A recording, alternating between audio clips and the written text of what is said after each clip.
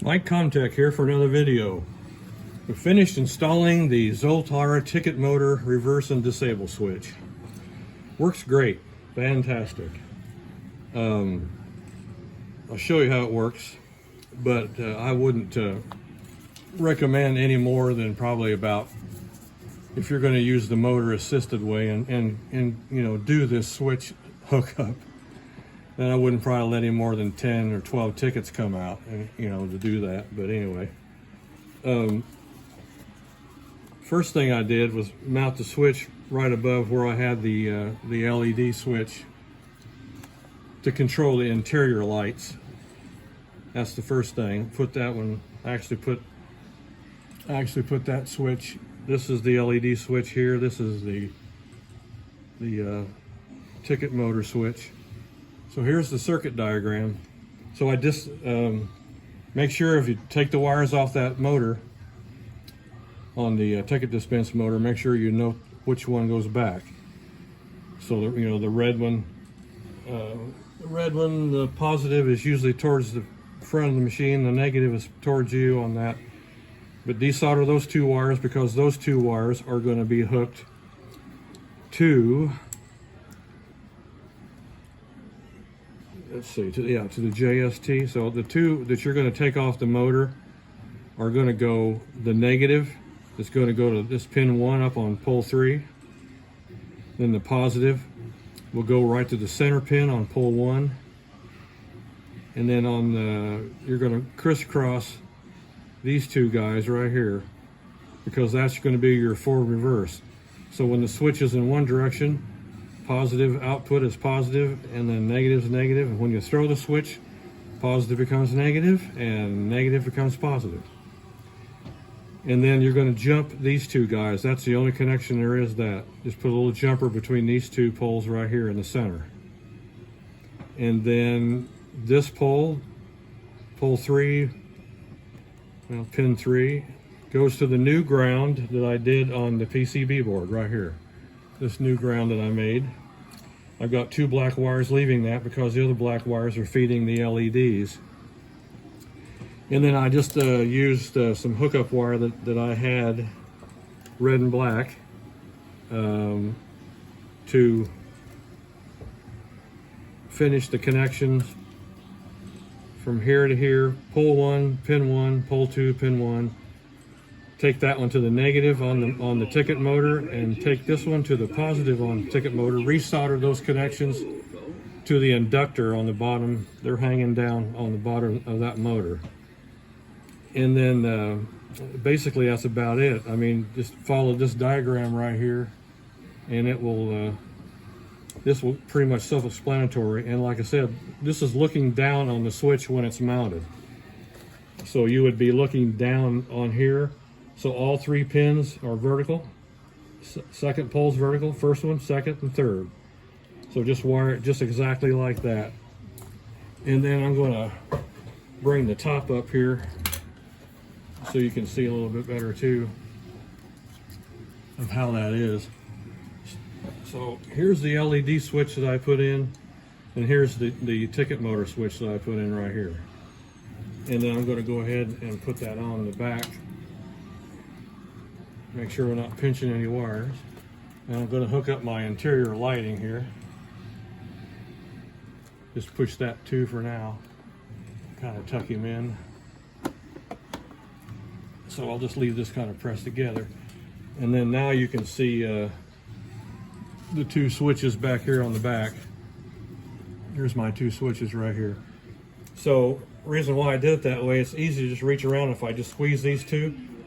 This is my preferred way of running Zoltar, because this means it will dispense tickets, and it will also be set to continuous lighting on the internal LEDs.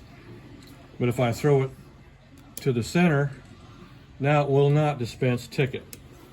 So if I hit the free play button, you may have heard this, but and now after he gets done with his saying, then it will not dispense a ticket. My friend, it doesn't matter. So go on. So we'll let it go here. Free like a little baby.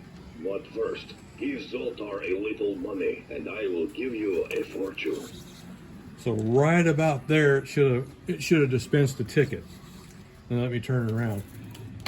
So like, you know, if I was saying, I wouldn't probably go in more than 10. It comes in handy for that because the motor here, there's only one motor that runs the ticket dispenser.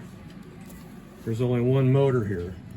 So we don't have assisted on the spool of tickets. We only have motor assist on the pressure rollers up front that actually are grabbing onto these tickets. So when the motor is pulling the tickets, it's just, you know, this is freewheeling in here, the spool of tickets. And it's just pulling them off. Now when I do a reverse, if I do a reverse, I'm going to throw the switch up.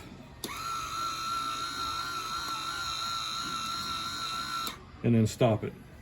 Otherwise you'll suck it all the way back in. It tends to roll a little bit as much as it can because this sits pretty loose in here, but it will fold them kind of round in half circle. So if you don't do any more than 10 or a dozen, it's probably okay. And I have done more. It doesn't seem to really hurt anything. And then you want to switch it back to normal operation, switch it down, put a coin in or hit the free play. My name is Zoltar the Gypsy. And then he will go through his fortune as you travel telling, and then it will remember this. dispense this ticket. You can, or you think you can't. You're right. Go ahead and let Zoltar tell you more. And that will dispense the ticket. Yes, you. So, and then if I shut it off or if I reverse it, then we can turn the power back on. Like that. I was thinking about maybe putting a, for kind of a fail-safe, maybe having a little more control over the situation. Well, I mentioned that in one of the other videos that I may consider putting a switch right here, right in here, a push button. It would be a normally open push button.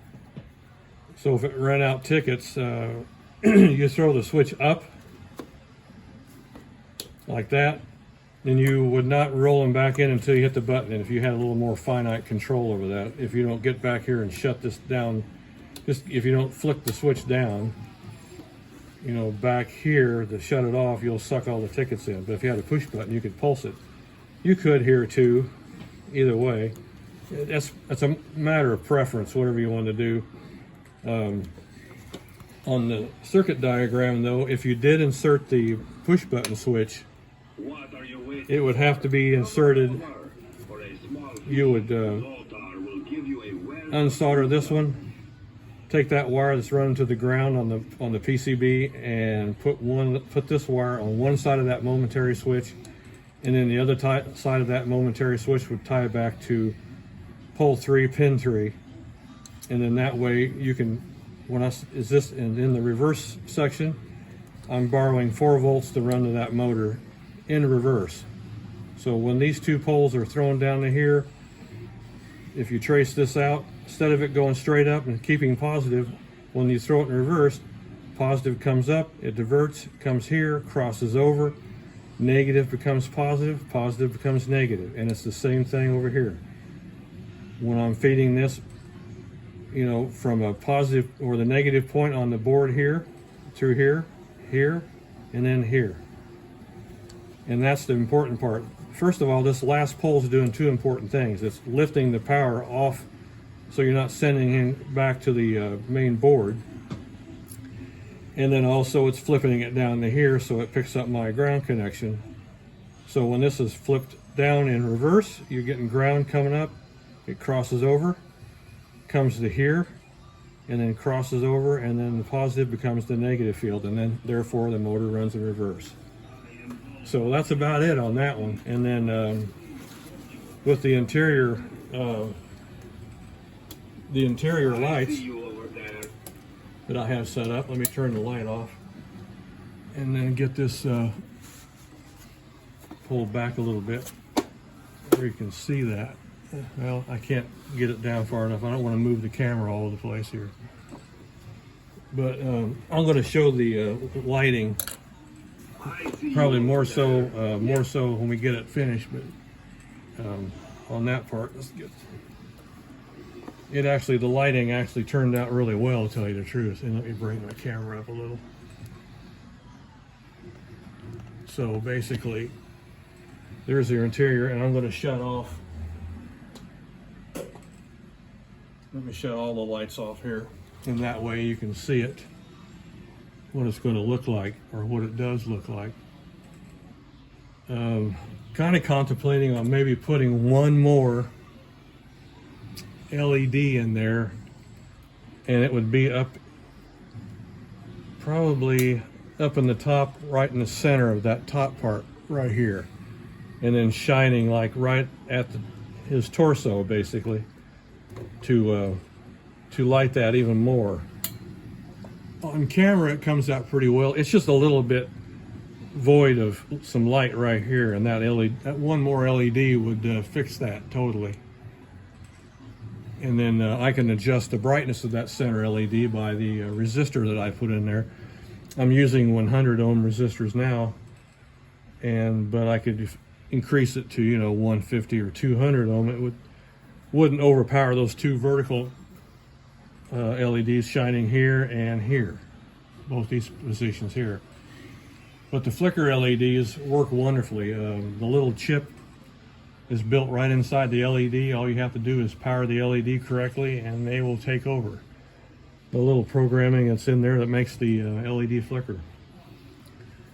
Pretty neat what they can do. Is, I mean, that little chip, as you look at it, and by your naked eye, it looks just like a little black dot in there. But if you look at it under a microscope, you can actually see the circuit, the little small circuit in there that makes that flicker that LED. So that's about it for now on this one.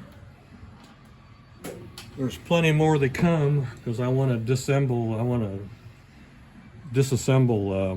the animatronic part. I'm going to disassemble the entire ticket motor on how it works, and then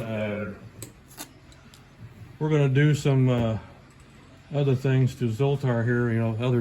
Other decorations and other such things, and I'm sure that'll be all coming up in later videos. So this thing's begging to be modified, because it's an open canvas. You can do what you want to do with it. On the arcade games, you're pretty much fixed on what they can do. Unless you want to do something with the lighting, but they're pretty much fixed the way they are. There's not much you can do. But something like this is totally something that can be really could be modified to your own liking, in that factor. So thank you for watching my videos. Talk to you all later.